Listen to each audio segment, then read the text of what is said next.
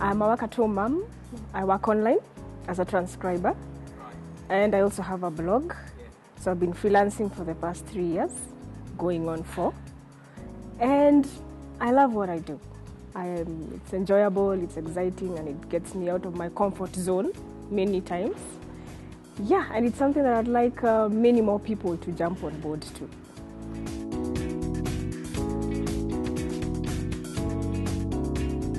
I can say that more and more people are getting on board. There's a lot of excitement about online jobs. Yeah, especially given the benefits of online jobs, that you can work from home, you can escape the traffic commute, and also you can earn a legitimate income, a dignified income. So a lot of people are interested in freelancing in Kenya. And I can say that because I've seen it from experience. I get a lot of emails, I get a lot of Facebook messages too, where people want to know, how can I work online in Kenya? So it's really gaining momentum, week by week, month by month.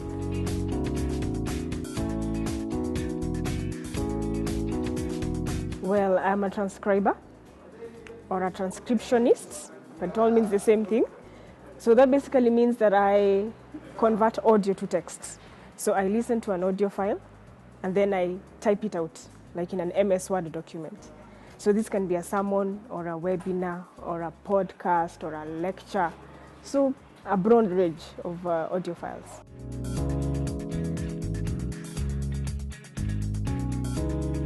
Well, the most common job is writing, article writing. But there are many other jobs. Apart from writing, there's transcription, there is academic writing, there's blogging, there are virtual assistant jobs. So it's a broad range, but those are the most common ones. And like the ones that are like low barrier to entry jobs, you have article writing, transcription, and academic writing. So you don't have to have a very unique set of skills to be a transcriber, for example. All you need to have is good English skills, great listening skills, and be able to type at probably 35 to 40 words per minute.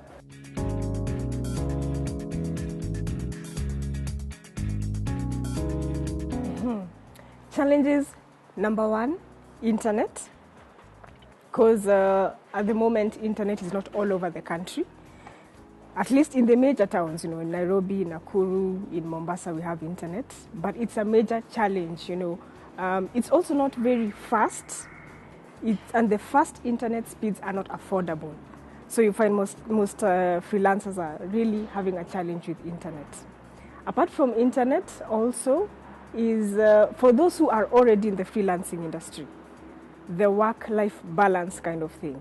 You get excited at freelancing and you're earning some dollars every week, every month, and you just want to work and work some more.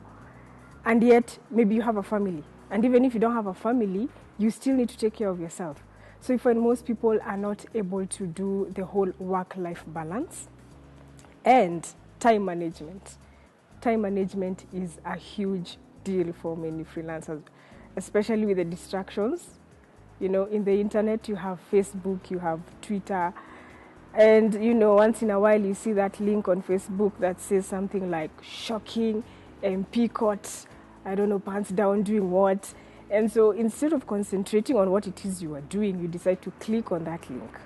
So time management is an issue it's a challenge for many freelancers.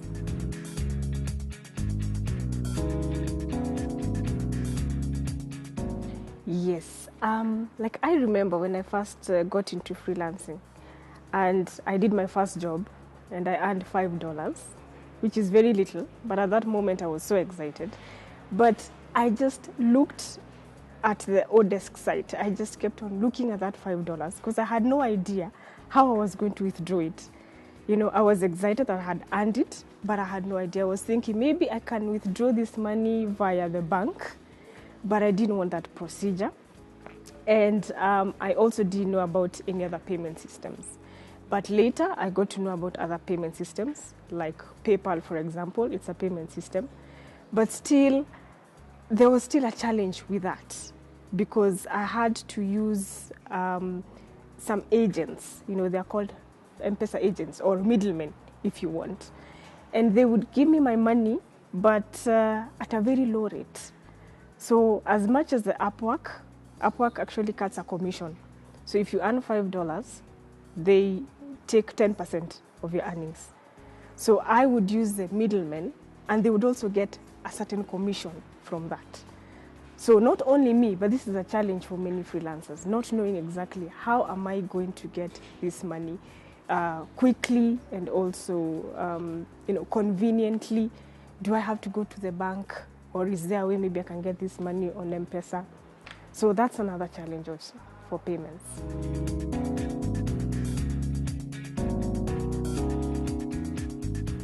Yes, well, there's PayPal. There's Skrill also. Like, for example, like the Skrill, what I liked about it was, or what I like about it is that it's very convenient because the money just comes to your M-Pesa account. So, and I also don't have to wait for a whooping 8 days, because like PayPal to equity, it takes a whole 5 to 8 days. So if you have an emergency, then what do you do? So we've had to check our money, withdraw our money using PayPal, using Skrill. There's also Pioneer Card. It's a MasterCard. It's also convenient.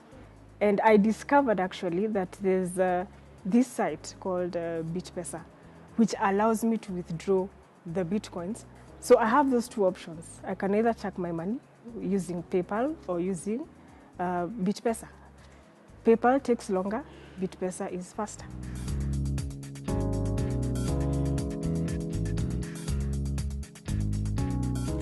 One, to take this seriously, to take freelancing seriously, because it's a viable career. You know, the funny thing is like our parents and people of that generation, they don't understand freelancing, they don't understand working online. You know, they're usually asking us, so how are you doing with those 2 computer jobs?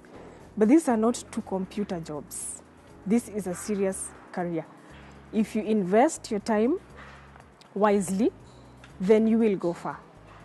They also need to learn first, and then they will earn. They need to have that attitude of, let me learn, and then I will earn. They need not to be so money conscious, you know, just thinking about the money. How much can I earn from this? How fast can I earn it? A good attitude to have is, let me learn as much as I can about transcription, or let me learn as much as I can about blogging, and then be patient, be persistent, be consistent, and be determined to make it in this career, because many are doing so, and this is the future of work. Freelancing is the future of work. So if others are doing it, they can do it too. And to avoid the SOS syndrome, that's the shining object syndrome, whereby you find newbies here that, you know, academic writing pays a lot. So they are so interested to be academic writers, and then after a week they hear, by the way, this is also transcription. So they want to venture into transcription. And then they hear, hey, did you hear how much bloggers earn? And they're like, you know what? Let me let go of the academic writing. Let me let go of the transcription. Let me venture into blogging. And then they hear, hey guys, you know what? People are publishing books on Amazon, and they're making so much money. And so they leave that. So that's what we call the shining object syndrome. So they need to be focused. Yeah? If you want to be an academic writer, get into academic writing. Learn as much as you can about it, and invest your time in it. Earn the money, become good at it, and also improve your skills. After that, then they can also diversify. Yeah? Now, because you know academic writing, you've been doing it for probably a year. It has its low seasons, it has its high seasons. Maybe you can say, since I have good English skills, I can also try article writing. Because I see some newbies, you know, they get into this business, and you find that there are low months, you know, several weeks where there's no work, and they're just sitting there wondering what they should do. So that's why it's good to also diversify. Get something on the side, as long as you have mastered this first skill or this first online job.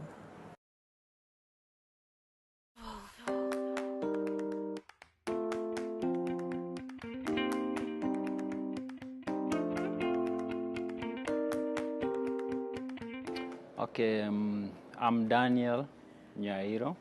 I'm a writer. I write about Bitcoins.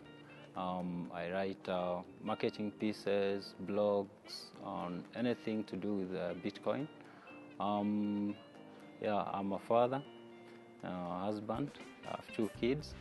Yeah, that's who I am. I won't say it's tough, but I will also not say that it has been easy. But yeah, the kids are there. My job is there.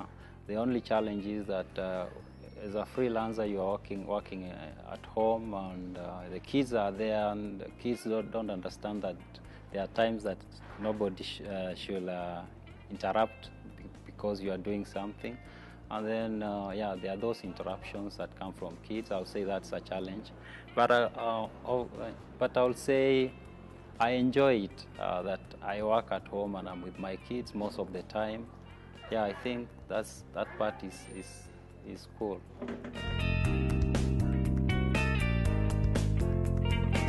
Bitcoin is a digital currency that is used online, and it can be moved on the internet as fast.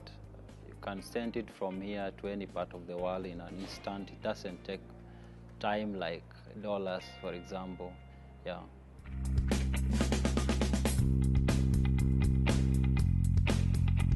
Freelancing in the Bitcoin space, I would say it's challenging because the space is changing very fast. That's one. Two, understanding Bitcoin is not easy. You see, it's like an onion. You get to know this, but there's something else under that, and then it becomes very technical at the base. So writing about it might need you to do a lot of research, and it's not research that you just have work to do now and you think you'll spend like 2-3 hours and everything is okay. It's a research that may take you years.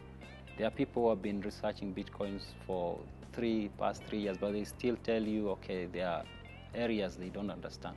So from that angle, writing about Bitcoin is still a challenge, because it's still there are a lot of things that you need to learn to have the ideas with you when you go out writing. Yeah, so from that angle, it's very challenging.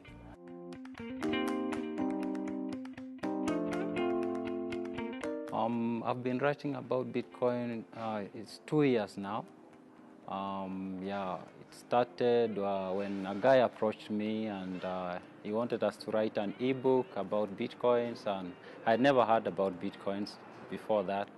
And yeah, I did write the draft, and it was not nice because I didn't know much about Bitcoin. I did not like it, but from there I got to know about Bitcoins. I went out online researching, and then yes, I got to know about Bitcoins and started writing about it, and yeah, I've been writing about it since then. Yeah, it's now 2 years. Yeah.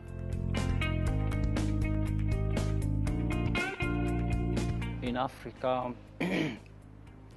as much as there is a belief out there that Bitcoin will perhaps be the technology that Africa has been waiting for, as of now, we won't say that there's much that is happening, but yes,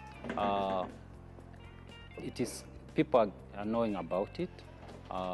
More people are learning about it. There are more people like me who are working online and they are being paid in Bitcoins. There are people who are trading in Bitcoins. So I would say, yeah, the activity is still low, but things are changing with time. Yeah, in a few years, Bitcoin will be something that many people will be using in Africa, I would say.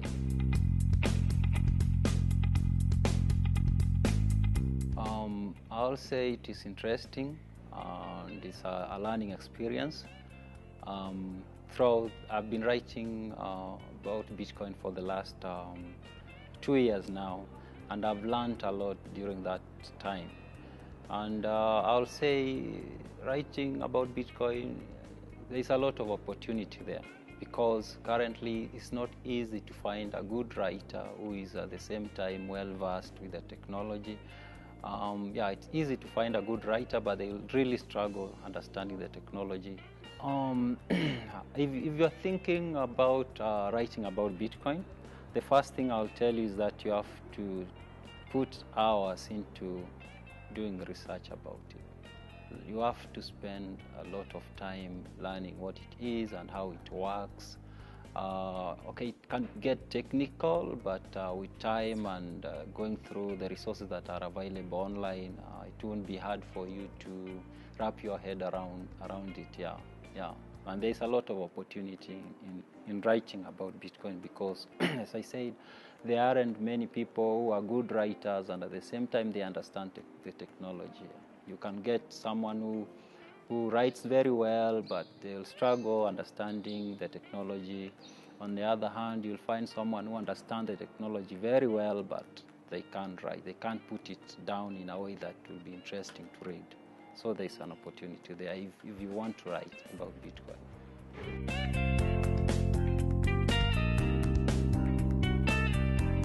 I'll say up to 50% of my income is in Bitcoin. Yeah, most of my clients, or even me, I prefer being paid in Bitcoins. The ones who don't pay me in Bitcoins, okay, I just do the job, but I'll really prefer that they paid me in Bitcoins. Yeah, so up to 50% of what I earn is in Bitcoins, yeah. When you're talking to your clients, you might, especially if, of course, you are writing about Bitcoins and they are interested in Bitcoins, that means they are in that space. So it won't be hard for them to say, yeah, we'll pay you in Bitcoins, yeah, because they are in that space.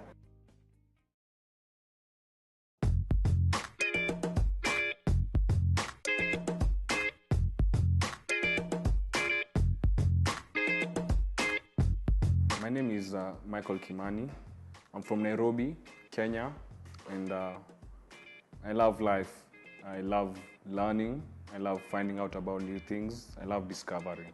I love the thought of something new every day. That's what drives me.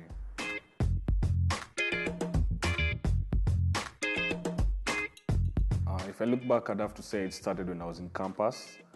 I was in Jomo Kenyatta University of Agriculture and Technology, and I was studying electronic and communications engineering. While I was there, I got interested in money and how money works, and I ventured out and took some auditing and accounting classes. So after leaving school, I felt that a place where money merged with technology would be a nice fit for me. And that's how I ended up in payments. Payments, finance, and technology. I call it fintech. Yeah. So what I do is I analyze and look at what's the trends that are going on in the market, in the industry, in the payments industry. A lot of stuff is happening where technology is radically changing how finance used to work, how people send and receive money, how people save money, how people convert from one currency to another. So M-Pesa is one perfect example of that. It's how where technology and finance come together and new products emerge from that. And there are a lot of trends that are happening in Kenya, and that's what I look at. I look at what's going on right now, what's going to happen in the next 2 years, 3 years, and in future.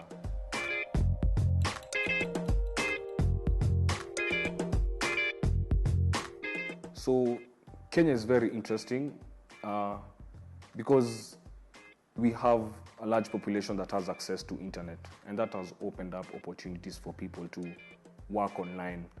And that's what I've been looking at recently, how people work online and how they receive money. For instance, the freelancers, but there are also other people who receive money from abroad in form of remittances. So generally, I've been looking at remittances and online payments. So Kenya is a very interesting case because in Kenya everyone has a lot of people, a majority of the people have mobile phones with mobile wallets. And ideally, this is how they like to receive their money. But the problem is freelancers working online have to go through all these payment channels. They use these methods to access their money, but these methods are disconnected from how they'd like to receive their money. So, for instance, what's been happening is a lot of the payment methods are trying to connect to their mobile phone so that they can allow freelancers to receive money from abroad directly into their phones. This has implications on how much it costs and how long it takes.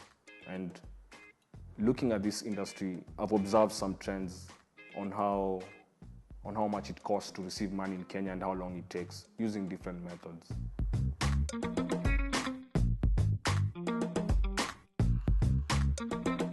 So today, if you had a client you were working for in the United States and they were paying you $1,000, some of the options that you'd have would be using PayPal, or using a combination of PayPal and BitPesa, or a combination of PayPal and your Equity Bank, or Skrill, another method that also combines an online payment method with a mobile wallet here in Kenya.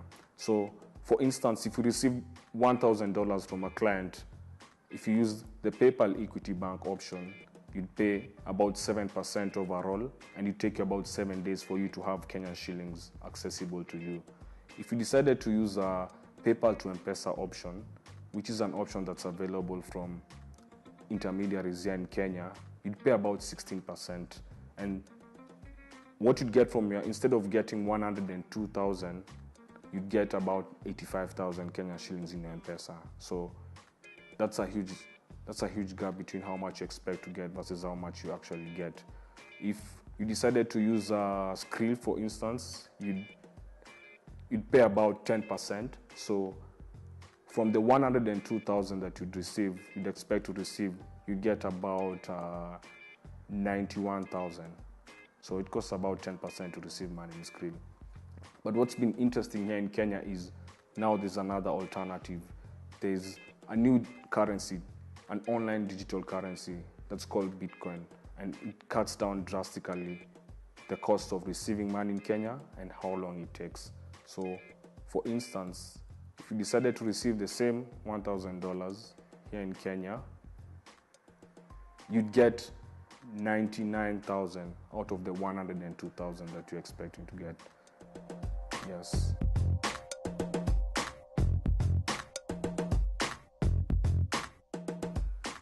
So what's happened is, because a lot of freelancers get paid in US dollars, they're sort of forced to rely on the payment channels that use the US dollar. But with this new currency called Bitcoin, because it's an online internet currency, it's not limited to some of the constraints that come with the other payment methods.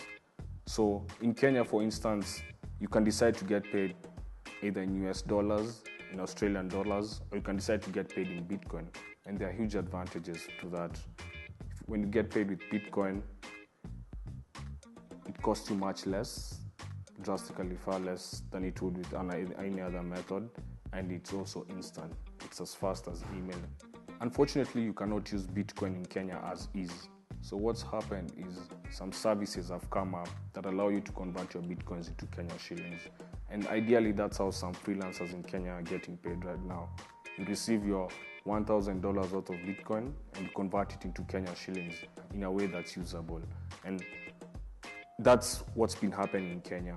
There's a service called BitPesa, a financial service firm, that allows you to convert your Bitcoins into Kenyan shillings directly and instantly into your phone. So that's what's been happening. That's how you make your Bitcoins usable in an economy, in the Kenyan economy.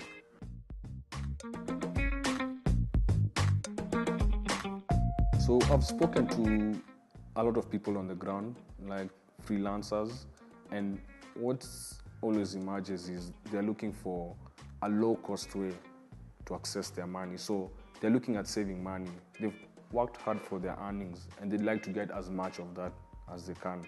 So that's the first thing. They're also looking at access to this money. So they're looking at, how can I get this money where I am without having to get off your couch, walk some distance to access your money.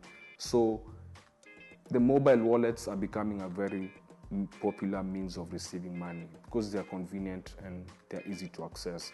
So what I'm observing in the space is payments are being directed to mobile wallets. If you can do that as a service, then you've won the hearts of your people, of your clients rather.